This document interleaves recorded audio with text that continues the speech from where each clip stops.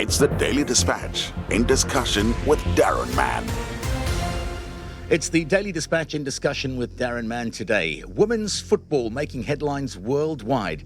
There's a bit of a sporting revolution going on, and for very good reason. Certainly when it comes to South Africa, we're still basking in the glow and the glory of Banyana Banyana winning the Women's African Cup of Nations competition. Dynamic midfielder from Bafana Bafana, Robyn Moodaly, joins us now to reflect on this fantastic achievement. Robyn, thank you for your time. Has it all sunk in yet? We're still on cloud nine, obviously, but we had to switch, our mode because we're back in the Women's League, in the Hollywood Bets League. So still in between of still being on a high and, putting our feet back on the ground.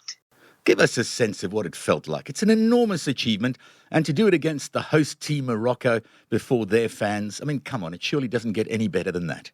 It definitely doesn't. We've been through it, coming second, for so many years, also against the great Nigeria. I think by winning it the way we did this year, it's unbelievable. When was the moment that you in your own mind thought, we've got this? Was there a moment like that? I think definitely, the way we started the tournament against the Nigeria, already we could see there's something special about this team. And, we took each game as it came.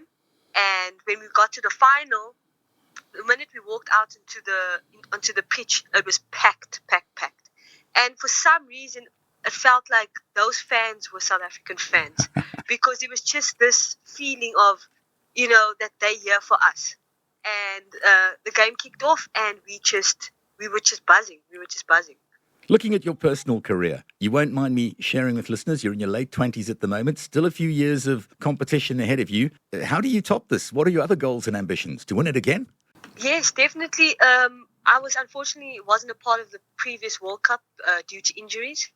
However, I was part of the team when we went to the Olympics. I went to the Under-17 World Cup as well. So going to the World Cup with the first team, I think that's definitely one of my biggest goals to achieve. And then personally also to do well in the Hollywood Bets League here back at home.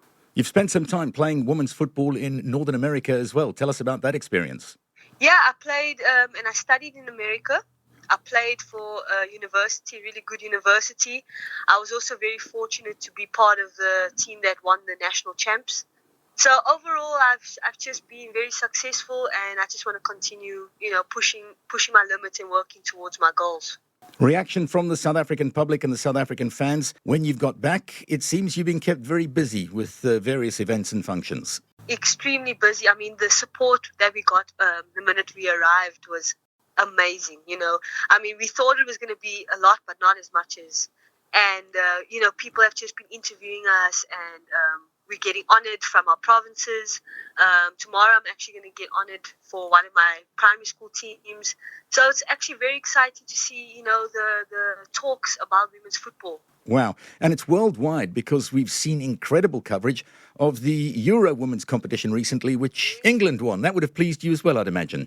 Oh, amazing. Just to see how women's football is on the rise. And if you saw the attendance also, world-breaking records of attendance for England as well. So it's getting better, and I'm very excited. So what did you think of the England team? Can you take them? Oh, England, yes. That would be a great match, though. But they are just phenomenal. They're phenomenal. Friends and family, they must be all walking around very, very proud at the moment as well. Extremely proud. My dad, he was also a big part of my soccer career since I was young. And also my family in East London, extremely proud. I haven't even gotten to replying to most of the messages yet. So yeah, we all just happy that we made our families proud and the country proud. Give me an idea. Women's football in South Africa and then generally worldwide as a sport, the profile it has now compared to when you first got involved in the game. Oh, it's grown tremendously. When I started playing, I had to play for a boys' team until I think I was 14. And even when I was 14, when I went to a high performance centre in Pretoria, still women's football was not really known. Now we have a national league which is basically semi-pro. They're trying to push it to professional because we still have to work, which is the downfall. We still have to work. and then still play. So it's not really there yet. But I mean, if you can see the progress throughout the years, it's amazing achievement. And I think with Banyana winning, it's just helped the women's league and women's football in South Africa even more. When you were growing up as a young footballer, any role models or players you tried to emulate? Definitely looked up to Kaka. He was just a player that I admired so much, also with his faith off the field. And then just his style of play, as well as Iniesta. And then also my father, he's been my number one supporter with regards to me on the field, and then obviously my family. And advice from you as a champion in the sport to young girls who want to get involved in soccer. Any words? Yeah, definitely just to, keep pushing, working hard, and consistency is very key. Things might not go your way. You might have injuries, especially in the women's industry. Things are quite challenging, but just keep working hard, commitment, and things will fall into place. Once again, thank you for the proud moments that you and Banyana Banyana have afforded the country recently. That's Robyn Moodaly, midfielder for our victorious women's side, joining us on the Daily Dispatch in discussion with Daron Mann today. Thanks, Robyn. Thank you so much for having me.